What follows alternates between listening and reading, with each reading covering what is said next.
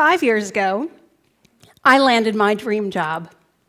I'd been working in corporate social responsibility for 15 years and got the chance to lead that function for Amazon.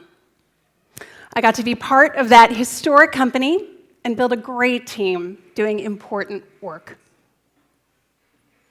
And then, one day, just over a year and a half in, I got home to my husband and our then 4-year-old twins sitting on the couch reading, as they often were when I got home from work. But they were reading to him. When did you learn how to read? I hadn't realized how much I was missing. But it wasn't just a work-life balance issue. I also didn't really feel like I was living in the right city, which of course I was only living in because of work. I had no family there, no community, no civic engagement, no sense of place. It was like trying to plant in the wrong soil. So I quit. At first it was hard giving up my professional identity and the income, but I had gotten clear on what my priorities had become. More time with my family, a less crazy busy, less expensive, more sustainable life. So I had to reshuffle because work was no longer enabling the life I want. It was working against it. So we shrank our budget and our footprint. We left big city life for a wonderful new community here. And I do freelance work that doesn't interfere with my family time.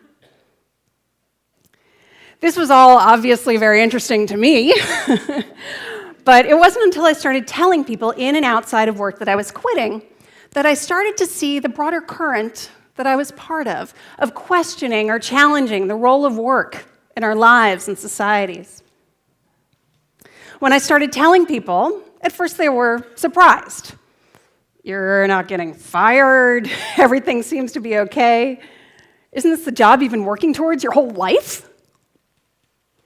And then their surprise turned into a mirror onto their own relationship with work.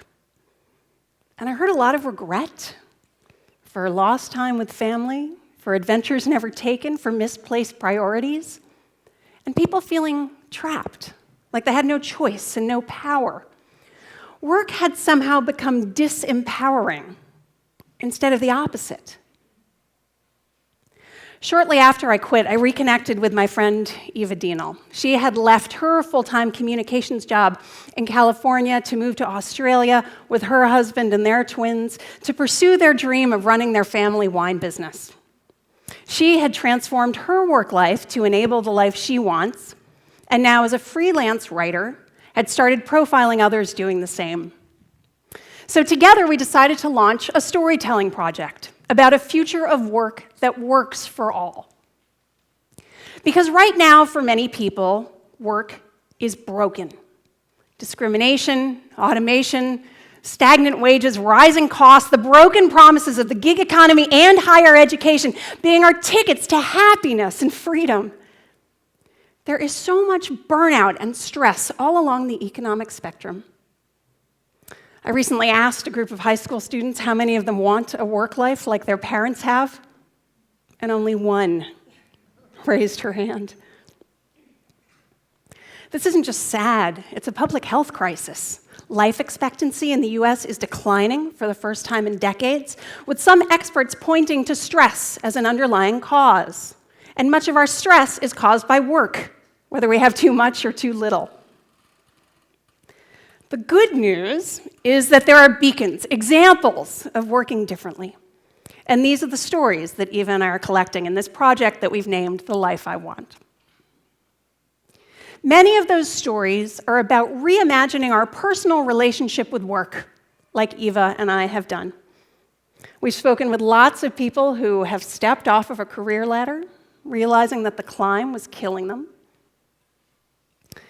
And then there's my Uncle Ken, who passed away last year. He was kind of my crazy uncle, because he kept getting fired, taking stances over seemingly little things. One time he was asked to apologize for something he didn't do and refused. Another time he went down over grammar. True story. Each time seemed kind of irresponsible then, but too many of us turn a blind eye to the small stuff, the minor ethical lapses, the microaggressions that turn out to be the tip of the iceberg, or worse, that strengthen our immunity to what is really wrong. Can never let work compromise its principles. And why would we, really?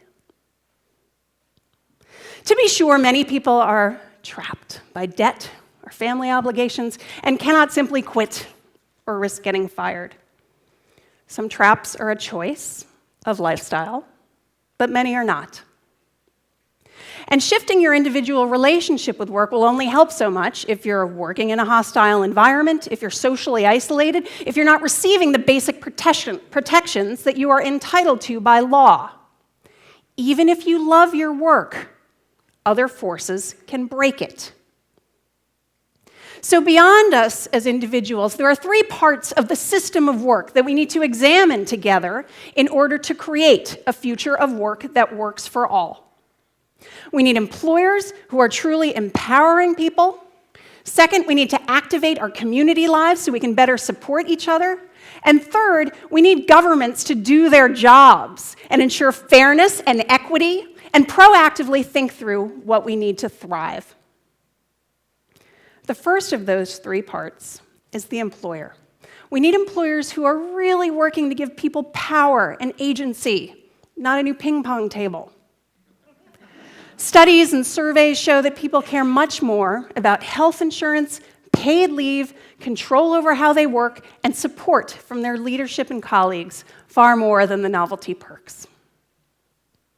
One example, Fractured Atlas is a nonprofit that supports artists and arts organizations.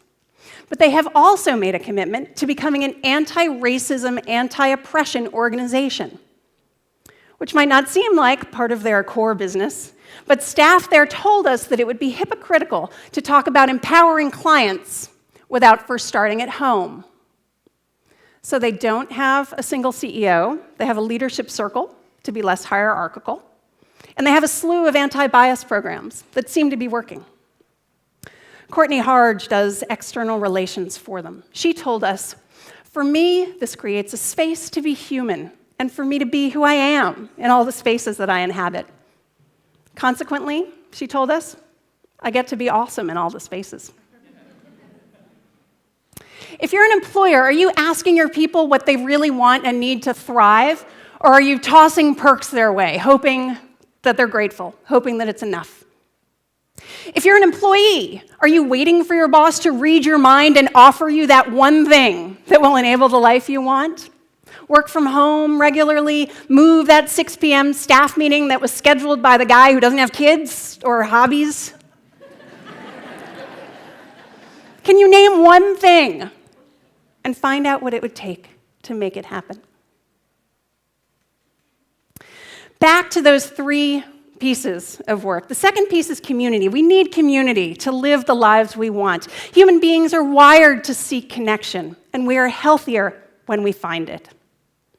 People who feel a sense of community at work are happier there, but the risk is that work becomes everything.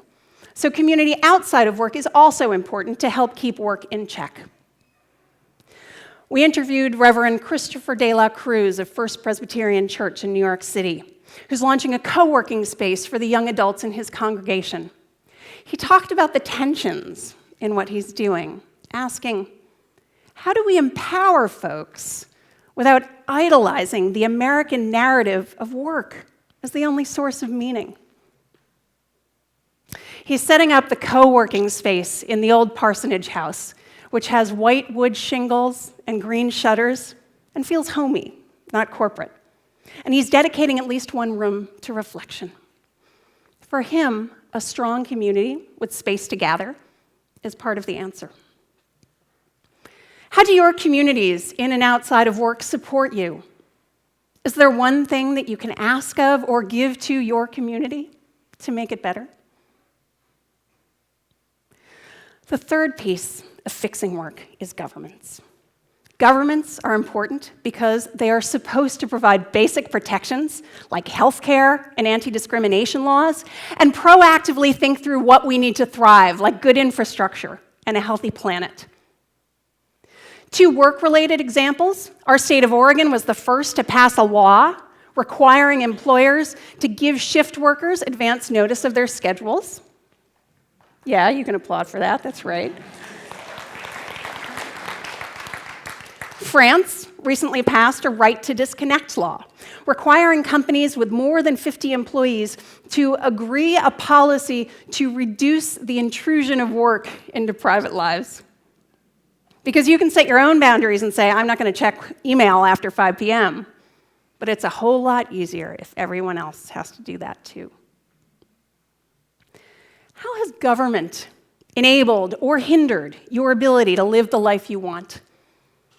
Are you voting for the people who will put or keep the right policies in place and get rid of the bad ones?